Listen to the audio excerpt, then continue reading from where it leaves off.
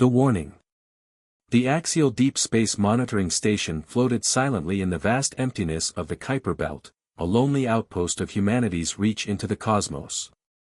Inside, Marcus Quinn fought another yawn as he watched endless streams of data scroll across his holographic displays. His colleague, Dr. Priya Patel, had long since surrendered to the monotony, constructing an impressively tall tower out of disposable coffee cups.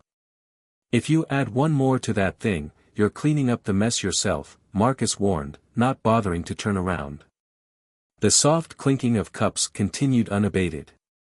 "Bold of you to assume I wasn't planning to leave it for morning shift," Priya replied, her tone carrying that special brand of sleep-deprived mischief. "Besides, I'm testing the structural integrity of." An alert tone cut through their banter like a plasma torch through hull plating. Both operators snapped to attention, professionalism instantly replacing their previous lethargy. "What the hell?" Marcus muttered, his fingers dancing across the holographic interface. "Priya, are you seeing this? If you mean the signal pattern that looks like someone tried to teach a drunk octopus to play 4D chess, then yes." She was already running analysis protocols, her tower of cups forgotten. "It's not matching any known configurations in our database." Marcus frowned at the readings. The signal was unlike anything they'd encountered before, a complex, multi-layered broadcast that seemed to shift and adapt as it traveled through space. "Could be another false positive from that pulsar in Sector 7. "Negative," Priya responded, her voice taking on an edge of excitement. "This is definitely artificial. Look at the subspace harmonics, they're too precise to be natural. And the signal strength, Marcus, this thing is being broadcast across multiple dimensions simultaneously." As they watched, new data streams began flooding their screens, and with them came the first fragments of decoded information. Marcus's face drained of color as the first images began to form on his screen. "Get command on the line. Now." "But Marcus. Look at the timestamp on this broadcast." He highlighted a section of the data. She squinted at the numbers, then swore quietly in Hindi. "That's not possible. This signal, it's coming from the future." The images filling their screens told a story of devastation. The Proxima Centauri colony, humanity's proudest achievement, lay in ruins. The dome-shaped habitats were shattered, their atmospheric containment fields flickering weakly. Bodies of colonists floated in the zero-gravity environment, their expressions forever frozen in moments of terror and disbelief. But it was what came next that made their blood run cold. The beings responsible for the destruction stood nearly 3 meters tall, their bodies covered in what appeared to be natural crystalline armor. Multiple sets of compound eyes dotted their elongated heads, and their mandibles clicked in what could only be described as amusement. "Greetings, insignificant ones," the translation matrix rendered their clicks and whistles into English. "We are the Nyx'Trey, and you have been judged." Continued. The message continued, showing scenes from Earth's history, humanitarian aid missions, rescue operations, medical personnel treating wounded enemies. Each noble act was presented with an overlay of derisive alien commentary. "These recordings from your own information networks prove your unfitness for galactic citizenship," the crystalline being continued. "The strong do not aid the weak. The superior do not show mercy.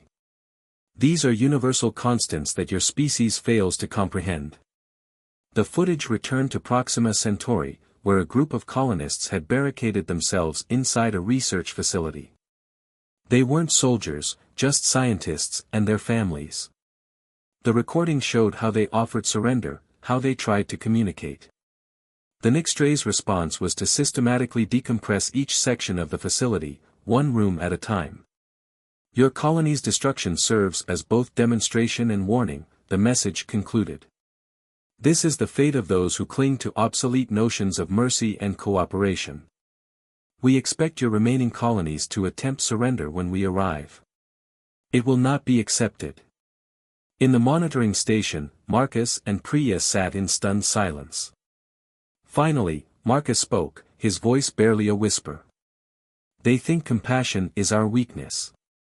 Priya's fingers flew across her console, initiating emergency protocols. Then they've made a terrible mistake. She looked at her colleague, her eyes hard. They've never seen what happens when humanity's compassion turns to rage. As if in response to her words, a new alert sounded, this one from closer to home. Multiple objects were emerging from hyperspace near the edge of the solar system. The Nyx'Trey hadn't just sent a message from the future. They had arrived. United we stand. Dr. Sarah Chen stood before the United Earth Defense Council, her holographic presentation showing the crystalline structure of a Nyx'Trey warrior. The chamber, normally a place of heated debate and political maneuvering, was unnaturally quiet.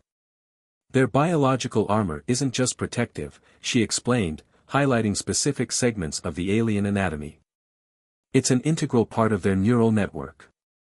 They literally think through their entire bodies, which explains their superior reaction times and combat capabilities.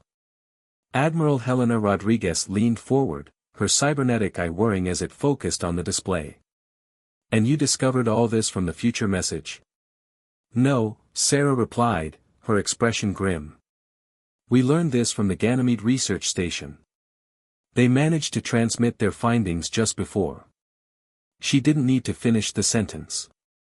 Everyone had seen the footage of Ganymede's destruction, another demonstration of Nyx'Trey power. What about weaknesses? General Zhao asked, his weathered face illuminated by the holographic display. Every species has them. Sarah's expression shifted from grim to determined. Their greatest strength is also their vulnerability. The crystalline structure that makes them so formidable. It has a resonant frequency. Hit it just right, and the entire neural network destabilizes. The room erupted in murmurs of discussion. Admiral Rodriguez's cybernetic eye flashed. How long to develop a weapon that can exploit this? That's the problem, Sarah admitted. We'd need to get close enough to study one of them directly. The data from Ganymede isn't complete enough. Then we'll get you one, a new voice declared. All heads turned toward the chamber entrance. Marcus Quinn and Priya Patel stood there, looking decidedly out of place among the military brass and political leaders. This is a closed session, one of the security officers began, but Admiral Rodriguez waved him off. These are the deep space operators who first received the warning, she explained. Speak. Marcus stepped forward, his casual demeanor at odds with the formal setting.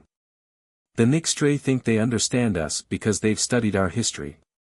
But they've made a critical mistake in their analysis. He gestured, and a new hologram appeared, tactical displays showing Nyx'Trey ship movements. They're following textbook invasion protocols, exactly what their studies of our military history would suggest is most effective. But they're working from incomplete data. Priya took over, her fingers dancing across a portable console. They don't know about Project Lazarus, or the Ghost Fleet, or any of our other black projects. More importantly, they don't know about Operation Looking Glass.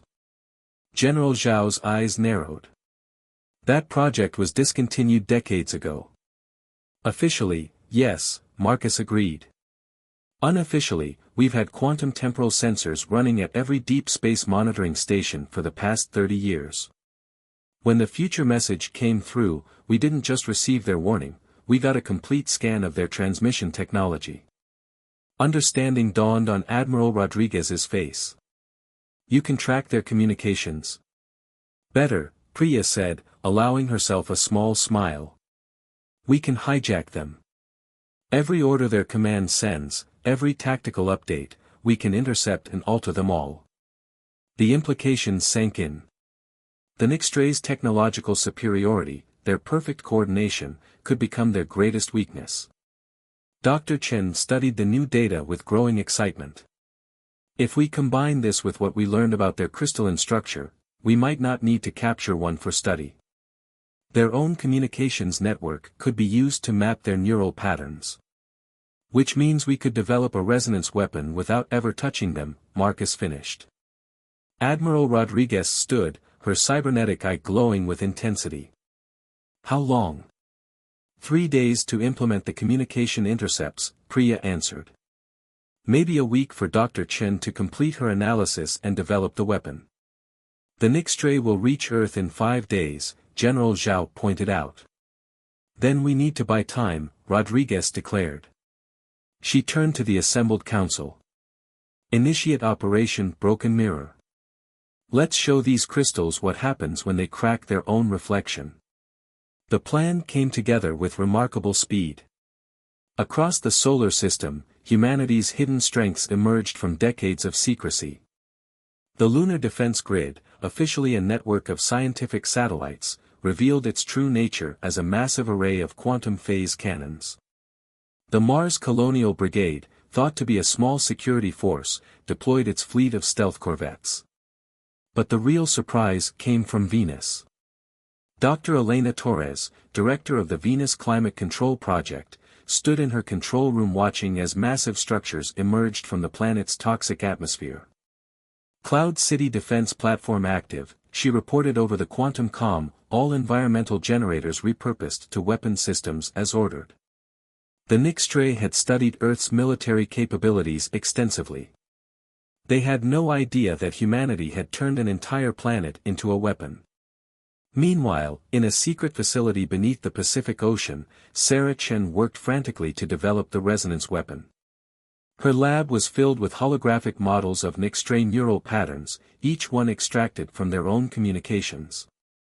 It's beautiful, in a way, she mused to her AI assistant. Their entire species is connected through these crystalline patterns. They probably see it as proof of their superiority. And you're going to turn it against them, the AI observed. Sarah paused in her work. They gave us no choice. They looked at our compassion, our desire to help others, and saw weakness. They never understood that kindness isn't weakness, it's a choice. And now they're going to learn what happens when humanity chooses something else. The weapon took shape, a quantum frequency modulator that would turn the Nyx'Trey's own neural network into a weapon against them. But as Sarah studied the patterns, she discovered something unexpected. This can't be right, she muttered, running the analysis again. The results were the same. She opened a secure channel to Marcus and Priya at the Defense Command Center. The neural patterns, she began without preamble. They're not natural. The Nyx'Trey, they weren't born with these crystalline structures. They were engineered. What are you saying? Marcus asked. I'm saying someone created them.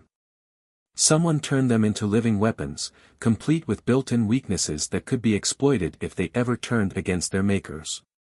The implications were staggering. The Nyx'Trey weren't just invaders, they were pawns in a larger game. But whose? Before they could discuss it further, alarms blared throughout the facility. The Nyx'Trey fleet had suddenly changed course. They weren't heading for Earth anymore. They were heading for Venus. The architects. Elena Torres watched in horror as the Nyx'Trey fleet descended upon Venus. The massive Cloud City defense platform, humanity's hidden superweapon, should have been their ace in the hole. Instead, the crystalline aliens seemed to know exactly where to strike. They're targeting the quantum core stabilizers, she reported through the emergency channel. Somehow they knew our exact configuration. In the Pacific underwater facility, Chen's mind raced. It's not possible. Unless. She pulled up the neural pattern analysis she'd been studying. Elena, send me the original blueprints for the Venus platform. Not the public ones, the actual design specs. As the data streamed in, Sarah's suspicions grew. The quantum core design, it matches the basic crystalline structure of the Nyx'Trey neural network. This isn't a coincidence. Marcus Quinn's voice crackled over the quantum comm, are you saying someone gave us this technology? The same someone who created the Nyx'Trey? Not gave, Sarah corrected, her fingers flying over the holographic interface. Planted. Look at the development timeline. The breakthrough in quantum core design came from a supposedly independent research team 50 years ago. A team that mysteriously vanished after submitting their findings. Admiral Rodriguez joined the conversation. Dr. Chen, what exactly are you suggesting? I'm suggesting we've been set up. The Nyx'Trey aren't just here to destroy us, they're here to capture our quantum technology. Technology that was deliberately seeded into our civilization. In orbit around Venus, the battle wasn't going as the Nyx'Trey expected. Elena Torres might not have understood why their enemies knew the platform's weaknesses, but she'd spent 15 years maintaining its systems. She knew its strengths too. Rerouting power through the atmospheric processors, she announced. Initiating Protocol Thunderstorm. Venus's toxic atmosphere began to churn. Lightning bolts the size of continents arced between the cloud layers, catching several Nyx'Trey ships in their paths. The aliens' crystalline hulls, so effective against conventional weapons, acted as perfect conductors for the planetary-scale electrical discharge. That bought us some time, Elena reported. But we need a better solution. Their second wave is already adapting to the atmospheric defense. In her underwater lab, Sarah stared at the streams of data flowing across her screens. The Nyx'Trey neural patterns, the quantum core designs, the ancient research papers, they all pointed to something bigger. Something older. Priya, she called out suddenly. The original message from the future. Can you check something for me? Look for any data fragments that might have been hidden in the subspace harmonics. A few minutes passed. Then Priya's voice came back, tense with excitement. There's something here. It's coordinates. Deep space coordinates, encoded in a format I've never seen before.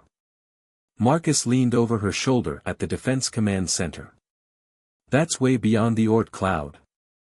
There's nothing out there. Nothing we know about, Sarah corrected.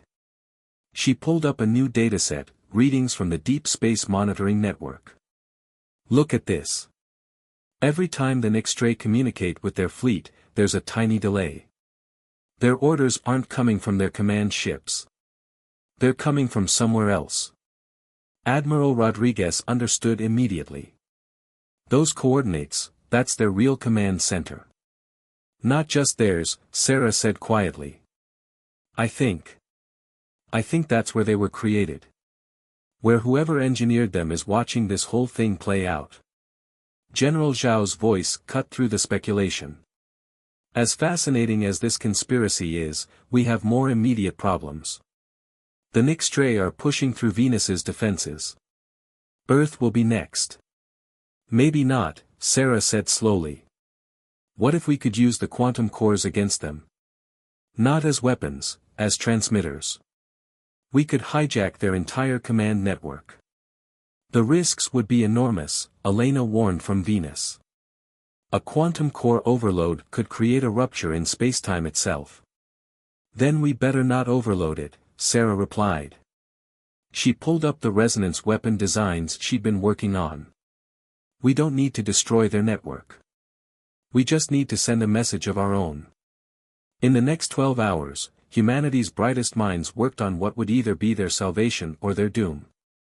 Sarah's team refined the resonance weapon into something new, a quantum frequency transmitter that could pierce the very fabric of spacetime. Elena Torres and her Venus team fought a fighting retreat, keeping the Nyx'Trey occupied while appearing to slowly lose ground. Every seemingly devastating strike against the Cloud City platform was actually positioning the quantum cores exactly where they needed to be. In orbit around Earth, Admiral Rodriguez marshaled the combined fleets of humanity. The Ghost Fleet emerged from its hiding places, ready to spring the trap. The lunar defense grid powered up, its weapons locked not on the Nyx'Trey ships, but on precisely calculated points in empty space. And in her underwater lab, Sarah Chen prepared to send a message that would change everything. The quantum network is aligned, she reported. All cores are in position. The Nyx'Trey fleet is exactly where we need them, Elena confirmed from Venus. Admiral Rodriguez gave the order, execute Protocol Lighthouse. Across the solar system, quantum cores pulsed in perfect harmony. The space between Venus and Earth lit up with energies never before witnessed by human eyes. Every Nyx'Trey ship froze in space as their neural networks were flooded with a new signal. But Sarah wasn't targeting the Nyx'Trey. Her message shot past them, aimed at those coordinates in deep space, carrying a simple message encoded in the same format as the original warning. "We know you're watching. We know what you did. And we're coming for you." The response was immediate. The Nyx'Trey fleet suddenly went dark, their crystalline ships becoming lifeless hulks in space. From the mysterious coordinates, a new transmission arrived, not in the clicking language of the Nyx'Trey, but in perfect, ancient Earth Latin. "Well done, children. You've passed the first test. Shall we begin the real game?" The Progenitors. Admiral Rodriguez stared at the Latin text floating in the holographic display. "A test? They engineered an entire species and nearly destroyed one of our colonies as a test." In her underwater facility, Chen was already analyzing the signal's origin. "The transmission method is unlike anything in our records, but the language choice is deliberate. They're not just speaking to us, they're claiming ownership of our history." The Romans, Quinn mused from the Defense Command Center. "They're drawing a parallel between themselves and one of Earth's greatest civilizing empires. Or greatest conquerors," Priya added grimly. Before they could discuss it further, every quantum sensor in the solar system lit up with warnings. Space itself seemed to tear open between Mars and Jupiter, creating a portal of swirling energies. Through it emerged a single ship, if it could be called that. The object was a perfect dodecahedron, each face covered in shifting patterns that hurt the eyes to look at directly. "By all the gods," Elena Torres whispered from her station on Venus. "The power readings, that single vessel could destroy our entire solar system." The Latin transmission resumed, this time accompanied by visual data. The being that appeared on their screens was humanoid in basic shape, but that's where the similarity ended. Its body appeared to be made of pure energy contained within an intricate lattice of impossible geometries. "We are the Progenitors," it announced, still in classical Latin. "We seeded the galaxies with life, guided evolution, uplifted promising species. The Nyx'Trey were one of our more successful experiments, until they began to show signs of independence. So you used us to destroy them," Sarah accused. "Why? Not destroy. Reset. As we have done countless times before. As we did to your own ancestors, when they first reached for the stars." The revelation hit like a physical blow. In orbiting command stations and underground bunkers, humanity's leaders tried to process the implications. Their entire history, their evolution, their achievements, all had been orchestrated by these beings. But Chen was looking at different data. While the progenitor spoke, she was analyzing its transmission patterns, comparing them to both the Nyx'Trey neural network and Earth's quantum cores. "You made a mistake," she said suddenly, interrupting the ancient being's monologue. "When you seeded our technology, when you engineered the Nyx'Trey, you used the same basic patterns. Your own patterns." The progenitor's form flickered slightly. "Efficient design propagates itself." "No," Sarah continued, her voice growing stronger. "You didn't give us technology. You couldn't help but create things in your own image. It's not efficiency, it's limitation." In the Defense Command Center, Marcus and Priya exchanged glances as they caught on to Sarah's reasoning. They began running new analyses on the accumulated data. "She's right," Priya announced. "The progenitor ship, the Nyx'Trey neural patterns, our quantum cores, they're all based on the same mathematical principles. They had to be, because that's all the progenitors can understand." Admiral Rodriguez leaned forward. "How does this help us?" "Because," Sarah explained, "if you can only create things that mirror your own nature, you can't fully comprehend things that don't. Like human empathy. Like our capacity for both compassion and rage. Like our ability to forgive our enemies. Or to sacrifice ourselves for others, Elena added from Venus, where she had been quietly repositioning her remaining quantum cores. The progenitors' form pulsed with what might have been amusement. Your psychological analysis is irrelevant. We have guided countless species through their development. We understand all possible permutations of evolved consciousness. Then you should have understood this, Sarah said quietly, and gave the signal. Across the solar system, humanity's quantum cores activated, not in the precise, calculated manner the progenitors had designed them for, but in a chaotic, uniquely human pattern. Elena's Venus platforms, the lunar defense grid, even the quantum processors in Sarah's lab, all pulsed with random, emotionally driven fluctuations. The progenitor ship shuddered as its perfect geometries tried to compensate for something its creators had never imagined, true randomness born of human intuition and feeling. Impossible, the progenitor declared. You cannot. Can't what? Sarah challenged. Can't use your technology in ways you never imagined? Can't evolve beyond your perfect, predictable patterns? Humanity's greatest strength isn't our compassion or our rage, it's our unpredictability. Our ability to transcend our programming, whether it comes from evolution or engineering. The dodecahedron ship's patterns began to shift erratically as the quantum interference increased. But the progenitor had one last card to play. If we fall, it announced, the Nyx'Trey will rise again. Their core programming remains. About that, Marcus cut in. While you were focused on our quantum cores, we were using your own transmission patterns to rewrite their neural networks. They're free now. Free to be as unpredictable as we are. Throughout the solar system, the dormant Nyx'Trey ships began to power up again. But this time, their crystalline forms pulsed with chaotic, independent patterns. The progenitor's form flickered more violently. You would risk everything, your civilization, your new allies, your own existence, on chaos and unpredictability? Admiral Rodriguez stood, her cybernetic eye glowing with determination. That's the one thing you never understood about humanity. We don't just risk everything for what we believe in, we triumph because of it. The quantum interference reached its peak. The progenitor ship's perfect geometry began to break down, its angles twisting into impossible shapes as human randomness overwhelmed its ordered patterns. But even as victory seemed within reach, sensors detected new portals opening throughout the solar system. More progenitor ships were arriving. The real battle was about to begin. Breaking the chains. A dozen progenitor ships emerged from their dimensional portals, their perfect geometric forms arranging themselves in a pattern that seemed to mock the very concept of chaos.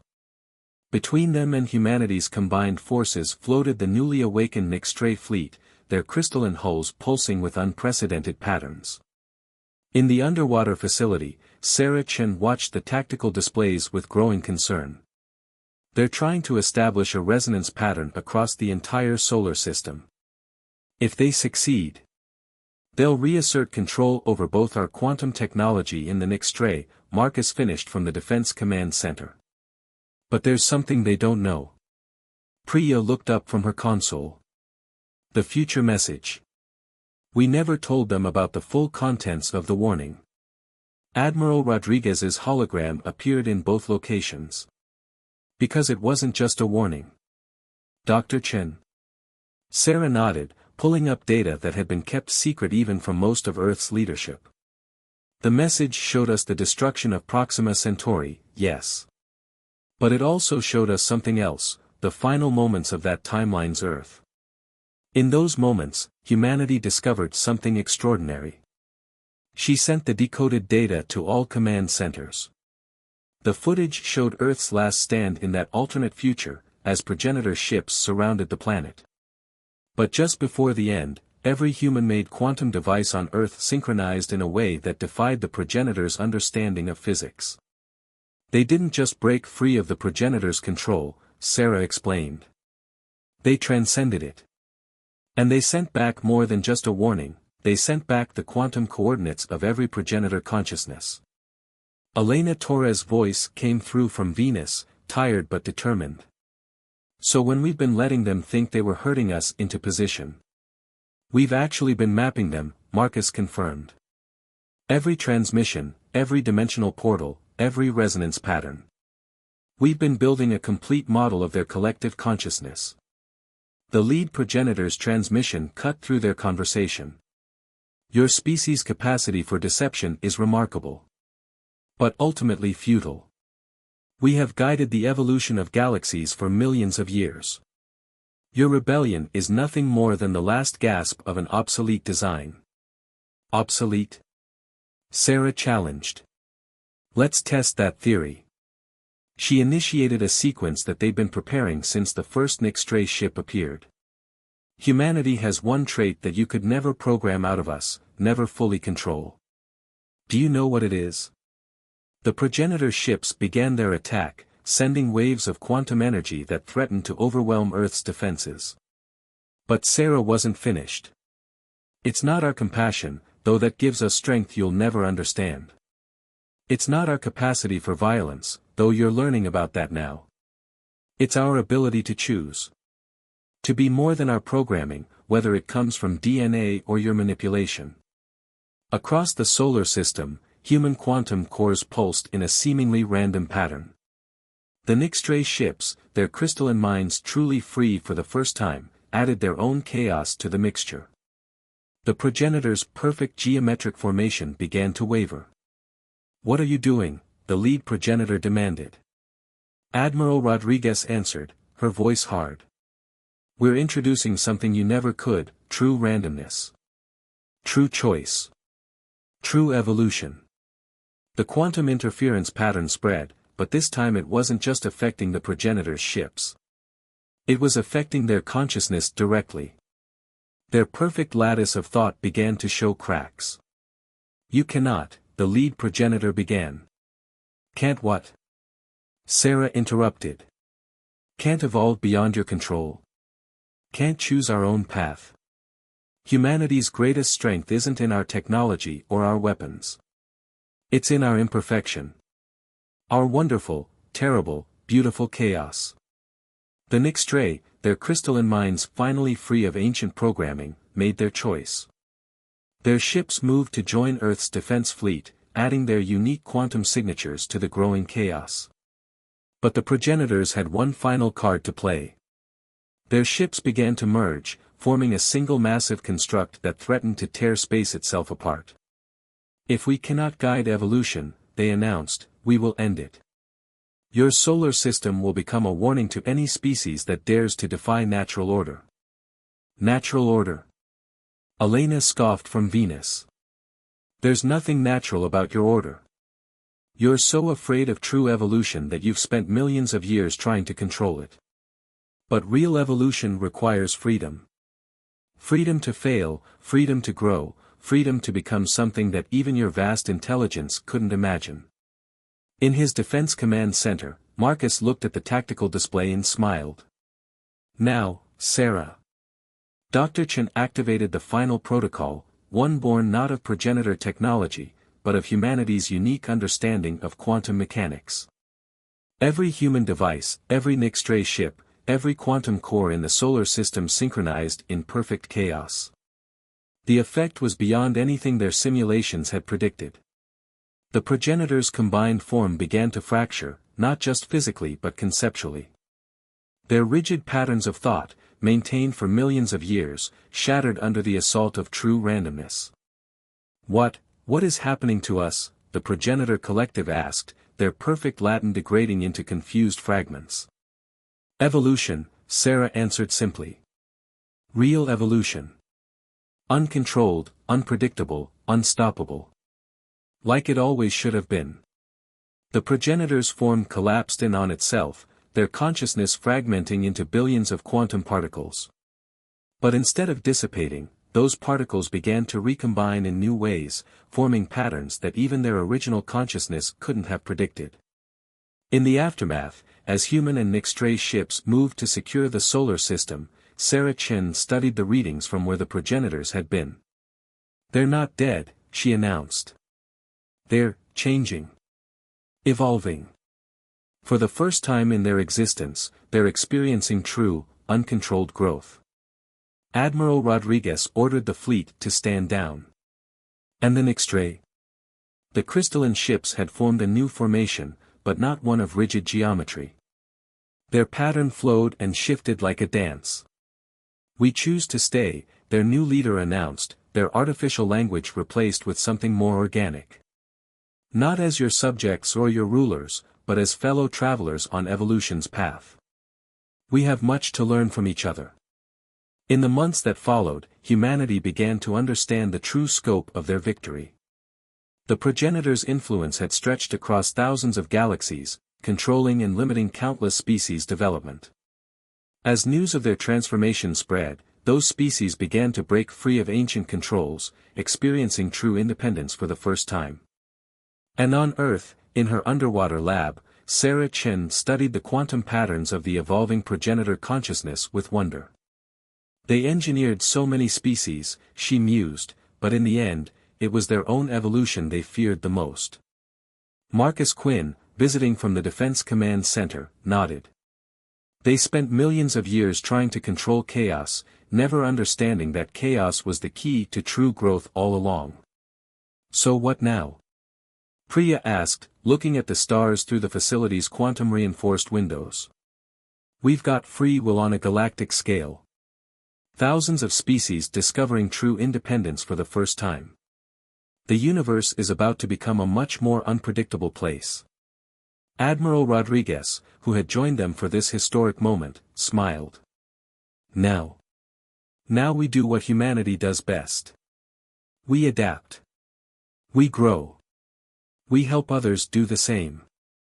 Not through control or force, but through choice and compassion." "And chaos?" Elena asked through her holographic presence. "Especially chaos," Sarah confirmed. "Beautiful, terrible, wonderful chaos. The force that the progenitors feared most turned out to be evolution's greatest gift." Above them, in the vast expanse of space, the quantum patterns of the transformed progenitors continued to evolve, their rigid order replaced by endless possibility. Their final message, sent before they transcended their original form, echoed through humanity's quantum networks. "We sought to perfect the universe through order. You taught us that true perfection lies in imperfection. Guide those who follow not through control, but through choice. The next stage of evolution belongs to the free." And in the dark between the stars, countless civilizations began to awaken to their own true potential, ready to join humanity in the greatest adventure of all, uncontrolled, unpredictable, magnificent evolution. The end.